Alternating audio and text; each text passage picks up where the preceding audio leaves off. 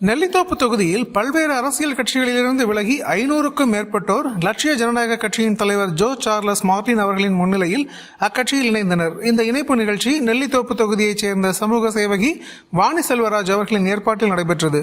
இந்த நிகழ்வில் பேசிய லட்சிய ஜனநாயக கட்சியின் தலைவர் ஜோஸ் சார்லஸ் மார்டின், லட்சிய ஜனநாயக கட்சியின் வேட்பாளர் ஜெயக்குமார் அவர்களுக்கு ஆதரவாக தர்பூசணி சின்னத்திற்கு வாக்களிக்குமாறு பொதுமக்களிடம் கேட்டுக்கொண்டார்.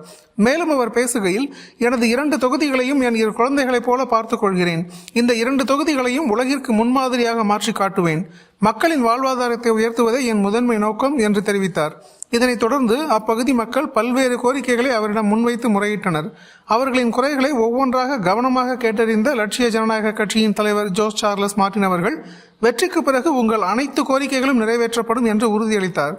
இந்த நிகழ்வில் நெல்லித்தோப்பு தொகுதி வேட்பாளர் ஜெயக்குமார், லட்சிய ஜனநாயக கட்சியின் பொதுச் செயலாளர்கள் சுரேஷ், பாபு, துரைசாமி, பரப்புரை பொதுச் செயலாளர் நடிகர் தாடி பாலாஜி, நெல்லித்தோப்பு பழனி உள்ளிட்டோர் கலந்து கொண்டனர்.